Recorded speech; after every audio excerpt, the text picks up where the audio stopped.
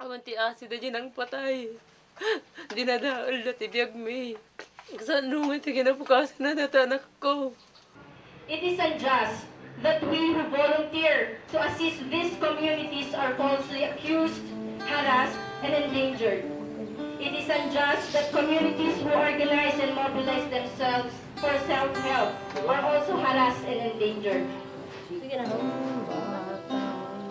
May dala isang laro ang lata. Hila sa kalsada, makipot at sirapa. Tas ang damit, marumi ang ayos niya. Siyang bagong Pilipino ang bata, may muta, tinunaw na ng kanyang luha.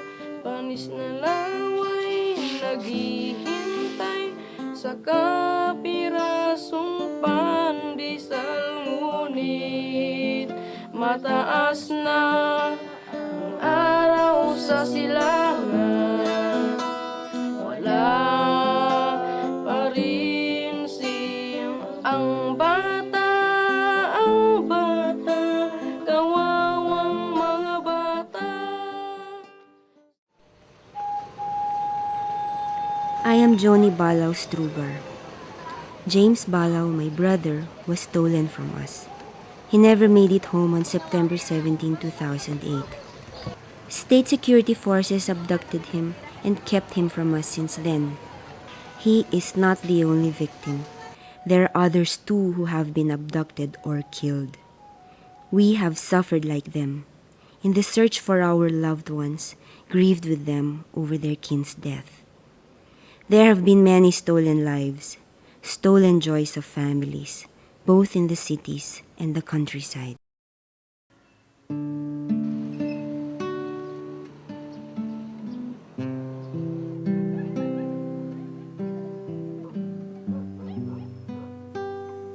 Siyak ni Junya Likiayo, asawa day di Anthony Likiayo.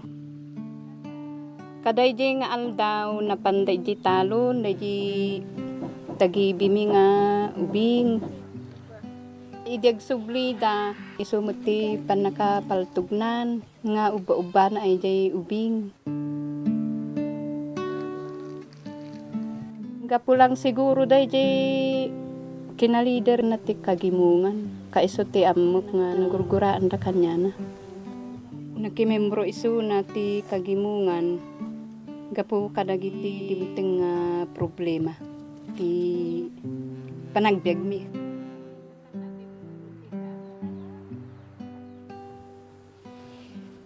Kuang amin biktima iso na ti panangagaw ti daga. Dapat na laing mitke di dayjay siyempre iso na mati nang ribrib ba. Para bang inaasahan niya na magunod niya ti hustisya, babain lang tati panaki membro na.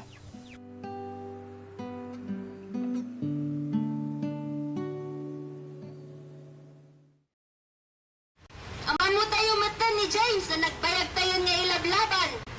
Agtalo nga bulanan dito no December 17 nga mapukpukaw ni James. Amo tayo nga nasyat nga tao isuna.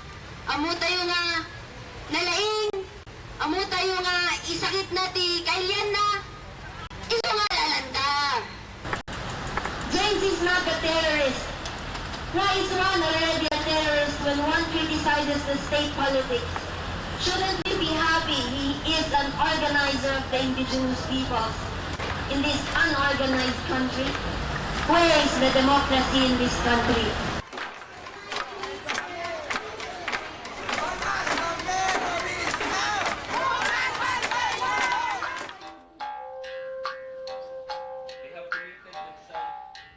I am Dr. Constancio Yawan Claver. I am a member of the indigenous peoples. I have been involved through my advocacy for indigenous peoples' rights through the Cordillera Peoples Alliance.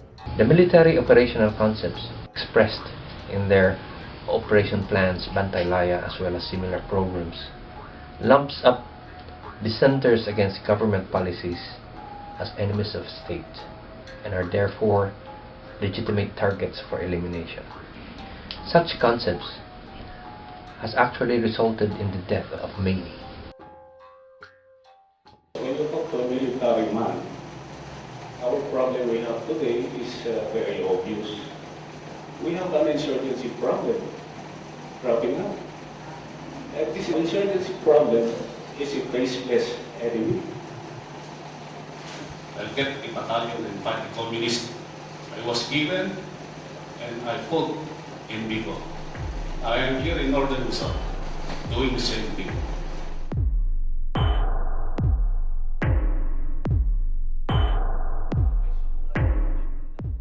The labor sector, transport, public sector, and the peasant sector, yung mga magsasaka, fisher folks, small farmers, IPs, yan yung pang general offensive, yun ang ginagamit nila pang FA. These policies have actually been supported by high-ranking military officials, as well as even the past president, Gloria Macapagal Arroyo.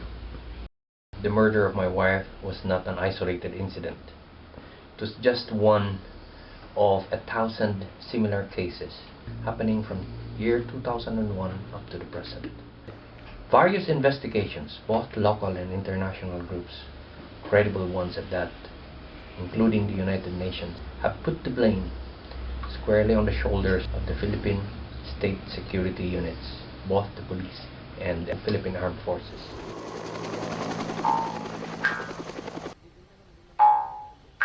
So this is our operational guidelines. This is our mandate. We have here the concept of clear, hold, consolidate, and develop. Ang ibig sabihin niyan, yung clear phase involves combat operations, information operation,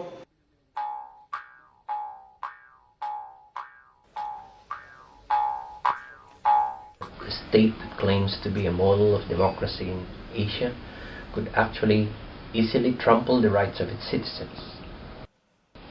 My family was ambushed in broad daylight in a very highly populated area.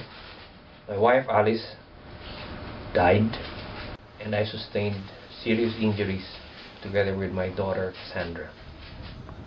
The perpetrators escaped, breezing through 3 military and police checkpoints.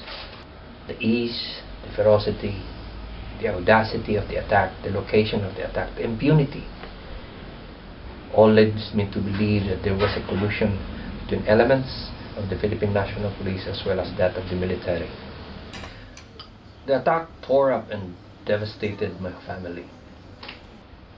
I was forced to abandon my profession and go into hiding. But in January 2007, we had information that even the safety of my kids were being compromised. And so at that point, I made the difficult decision to take my kids out and go live in another country. We are convention refugees. Canada has confirmed that status on us after we have proved to them that there is a real and continuing threat on my life as well as that of the kids. 4 years of being here, you're kind of homesick. But living in the Philippines might not be such a good idea for me. I finally started building up my life here again. It was a hard process, but I'm finally taking my first few steps into accepting this as my new home. Currently, we can't leave the country, so it's like you really want to go home and visit your family and friends. I myself am confused into what place I should consider home. Sometimes I find myself referring to the Philippines as home when I'm talking to my friends or even my sisters. And sometimes I call Canada my home.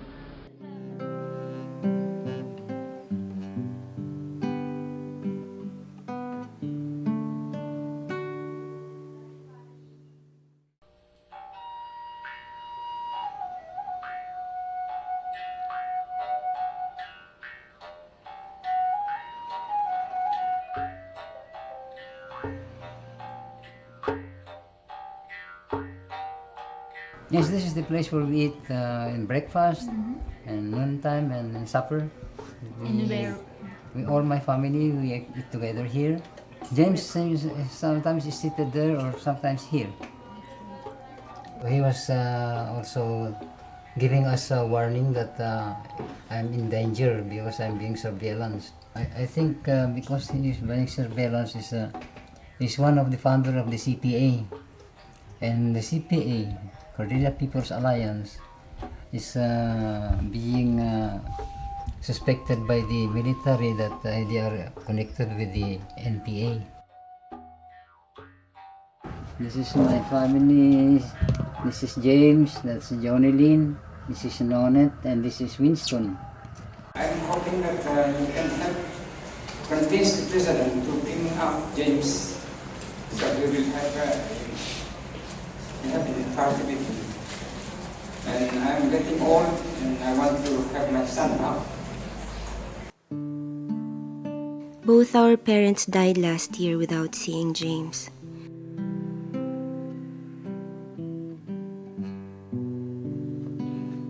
Why did the government take him away? To silence him?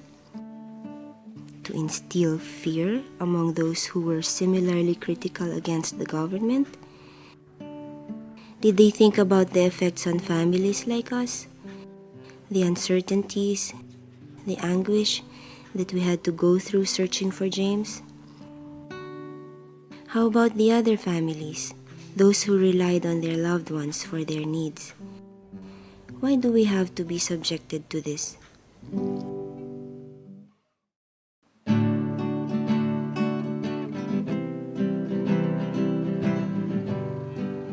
Ako si Isabelo Adviento. Ado nga parang gipit kada kami, parang parigat. Lalo kada iti leaders ti Manhalon, leaders ti Kagimungan. Nga sa dino ado dagiti banta iti biag. Bate dun sa ilang taon ng pakikibaka ng Kagimungan laban sa mga nagkasamantalang uril, pangunahin mga Panginoong may lupa. Na nagkamit siya ng mga tagumpay. At dahil dun sa mga tagumpay na nakamit, ibalik yung mga lupa na hinagaw ng mga Panginoong may lupa, saka yung mga pagpababa na interes sa pautang, yun yung pinaglalaban namin. At mula doon ay binansagan ang military, unong AFP, na ang Kagimungan ay isang front ng NPA. Dahil sinasabi na ang NPA daw ay ganon din ang ipinaglalaban ng Kagimungan. Kaya walang pinagkaiba, binabansagan kaming mga front ng NPA. Na hindi lang Kagimungan, kundi iba't iba pang mga organisasyon dito sa buong Cagayan Valley. Ang Danggayan, Amihan, Bayan Muna, Gabriela, at saka Anak Pawis ay binabansagan front ng NPA.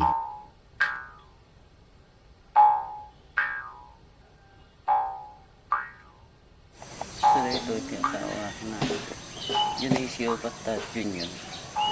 Idi suspeken da nga iso may sangkasangkot iti NPA. Di simang puti ti soldado at dati nagibaga-baga nga isuda kan iti Kagimungan paayaban damot ida mapandag report. Yata agkwada pay nga kapgo tung palo na maamin tayo sukot awan ka muna mat no kasano. Ure gurgurigor mapanlakta. Nga napabayag di patay ti Joey, so damot gaim ti simarunong nga nataya eh. May panggap idi kaawanan, ay ti talaga nga siya ako mariribukan na kon, napanawan na amin nga utang mi kaday so amin. Nang manggada latan. Ano, awan ti panggada ko na, dati ko na ako, mga ano, awan ti panggada ko na kumutang kasi ay, ti ikarok. Hindi makatagkaslaan ti biyag ko.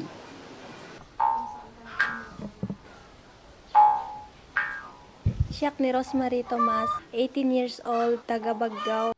Siyak ni Eileen Quintos, 20 years old, taga Karupian, Baggaw, Cagayan. Bagada nga, ada ko ng NPA ito, ayan natin. Ito na tikaduan ti NPA, sa di hanga awanan ti soldado. Idi January 21, 2007. Magbag na kami idi nga agsubli to'y zone 3 idi ni napaltugan kami. Kasi napan kami nangala iti luplupot may idi. Kin gamgamit mi nga agbasa ko mati kabigatan na. Ti damag mi mete da kami di hospital, ta nagsao nga rod aji lieutenant aji bombo radyo. Iso nga pinaltugan na kami no ta, amaso na kami kan. Si kami kat agbabasa mat kun ada pay nga kami nga sumsumrek to nagti eskwela. Kat adang mataji ebidensya nga pinarmaan ti principal nga inaldaw kami nga sumurot. Ikukuka da kami natataw uwar ti eskwela nga sisiayon da kami. So nga ati kadwak mabutong mat nagbasay din yung siyak yung pakitak nga talaga nga babasan. Mabubutong kami no da makit kita mga soldado. Di nagapo kami di hospital ti Tugigaraw. Yung pangtada po yung nagawid kami ti Baggaw, salvage da kami kanong. When the state tags people as NPAs, it is as if their rights are stripped from them. The rule of law and human rights are unjustly denied. But isn't it that political dissenters, such as the NPA, are not less human? They have rights too. Human rights violations have made it very difficult for me to say to my children that we live in a free country or that it is secure and safe. The laws that we experienced have made it difficult for us to trust society. No perpetrator has yet been brought to the bar of justice.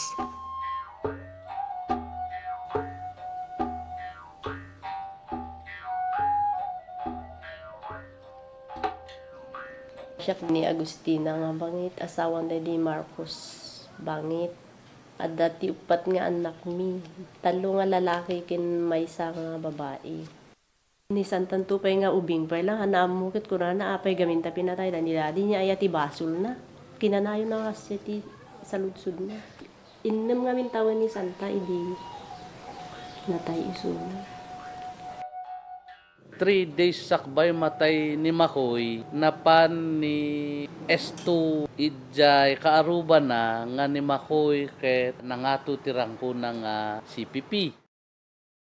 Gaputahaan da nga kaya nga maparme dijay NPA. Ti legal kanu nga sumupsupyat ket automatic nga kakadwa ti NPA. Nakita ko yung nangyari.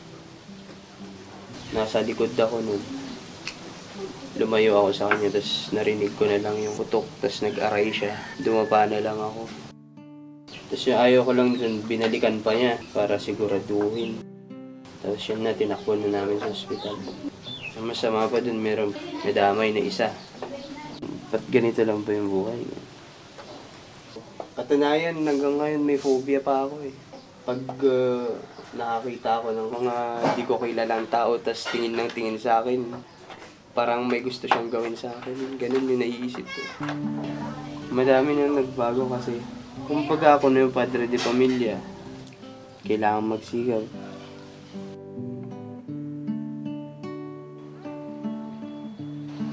Ako si Albina Teredanyo, asawa ni Albert.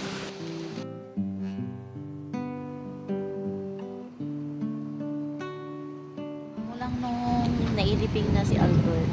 Lagi akong pumupunta dito. Bigay ng konting dasal. Na kahit wala na siya, mahal ko pa rin. Nagabayan niya ako sa paglaki ng mga bata. At damot nagbaliwan na talaga. Ni Jan, yung talaga nagbaliw. Kasla ko na nang awanti talog ko taglawlaw ko. Sobra ti singpot na diyan ako nga dayay. Ore ka dagito no dalang di ko makasla mangkit-kita la ko nakapang nang dayaw dalan dita. Itsura mo nga ta ko nakanya na. Naan ma. Sa bali ti kwada dita kasjay ti kwanang. Ato yung anak kong lumahain. Nariga mo, awisan nga, patang kasjay. Nininot ko mat ang nauawat, di kasi nga sitwasyon. Di panakapukaw ko niya na. Wala na kasi anong marigat ko.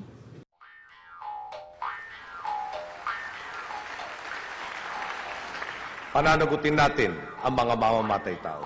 Pananagutin din natin ang mga korap sa gobyerno. Nagsimula ng mabuo ang ating Truth Commission sa pangunguna ni dating Chief Justice Hilario Davide. Our hopes were high under a Benigno Aquino Jr. presidency. But only a few days into his administration, the pattern of killings continued. Ominous signs that change in state policy was not in sight.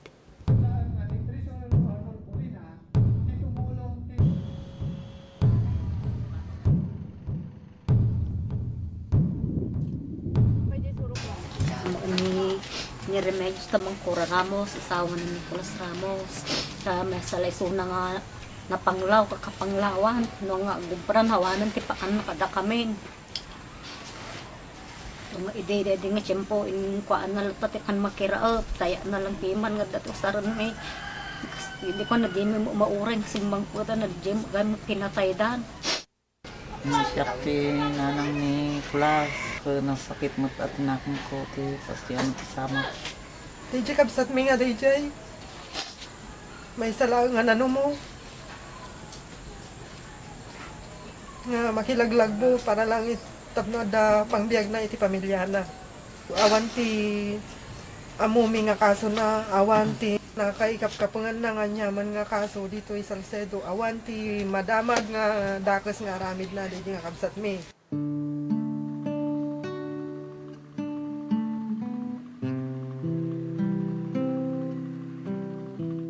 Siya ni Elma Valdez, siya ti asawa ni Elmer Valdez, vegetable vendora. Oray mi garo di asawa ko nga makaawid. Habang or-oray di anak ko nga ikat padidyo. Kada tinanod kumutin nga busis nila kay ko nga mabarparikat nga Anya kahit ti pumanaw di ang kanang sumampat di asawa. Ngam kailangan nga pumanaw kami, tanisiksi kami ti mabati di. Kaya baka dati umaymang po kanyami. Awan ti asid na dyan ang patay. Dinadaol na ti biyag mi. Nagragsak ti pamilya mi. Uri no marigrigat kami lang. Ngam diragsak mi nga di ka dinadaol da. Tata, ibagada mo ito na NPA nila kay ko no rin sibilyan. So nga panunod ko nga umakarak nga umaris akti balay tano mapita nga makarikover. Tano aradjaya lang, aradjaya mami nga laala nila kay ko. Kaya nagriga ko nga malipatan suna. Dito pa yung karinabiyang ang sangsangit dito eh. Nga kumpleto ti biyag ko tatan. So pagkatigunak hindi pulis nga ilabang ko dati sir kung nagkaday di pulisan nga ni investigador ka.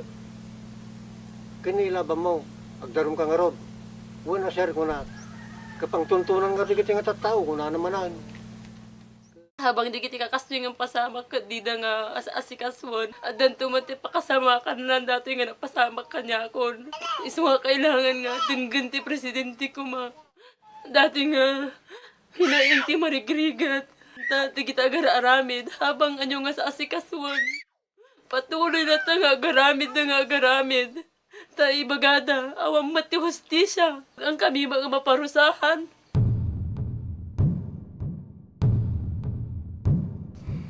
President Aquino and the AFP's claim of a paradigm shift with Oplan Bayanihan is proven to be a sugarcoat. Oplan Bayanihan uses civil-military operations to deceive the populace and to support actual combat operation. With Oplan Bayanihan, vilification continues. Political killings went on a rampage, averaging 1 victim per week from January to March 2011. Siya ni Aprena Rizal, jagabsat ko, biktima di panagparto. So tinatamaan may sa tinapartogan, natay di may sa apay lagad da kami, ang marigrigat pinaikas dyan. Kaya ron rumindig ito militar na unang asik.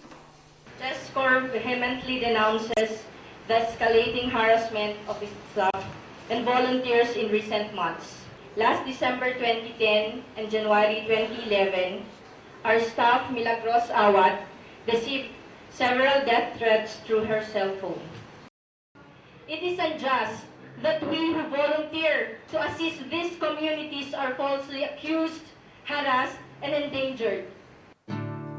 It is therefore our duty to expose and denounce the human rights violations we health workers and the Cordillera peoples have been subjected to.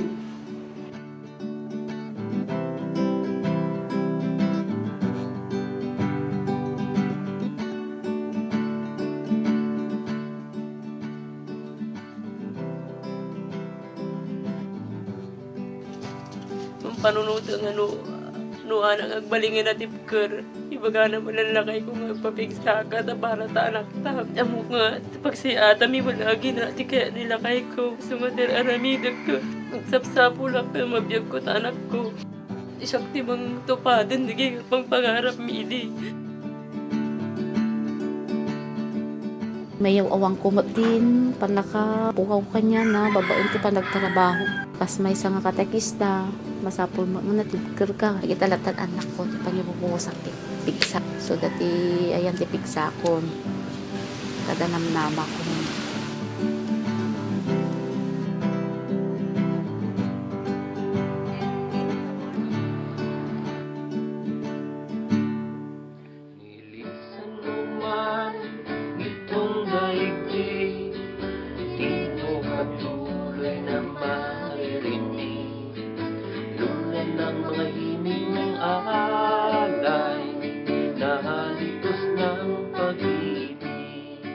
Tanalpas nga pinataydan, dyan lakay kundot saan ko kumamod kayat, ti may sarunon nga kas ibagbaladan, da kapitan kadagijay ko kung saan nga agsardeng na kon.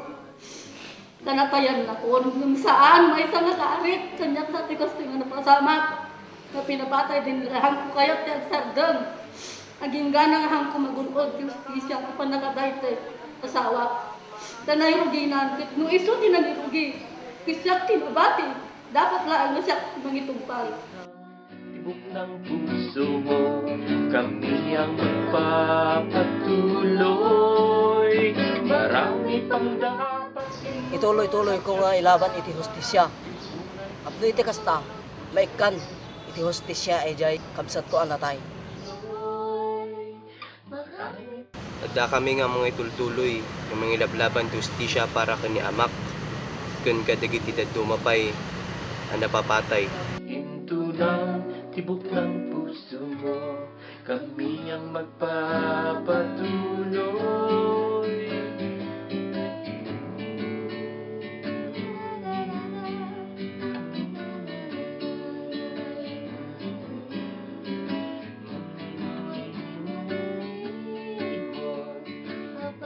Kami ay narito,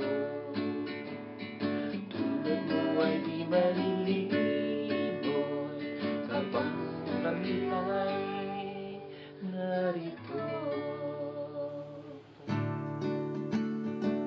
We constantly think of James, who he is, his service to the people. People always ask us, until when will you continue searching for James? And we always answer, until we find him, until we find justice. The state calls us names that are not ours, labeling our actions, branding our identities. They must be reminded that we are the people. We are the people whose rights the state should protect and uphold. We will continue to stand by the identity and the service to the people of our loved ones as we try to rebuild our lives and build a society we can trust.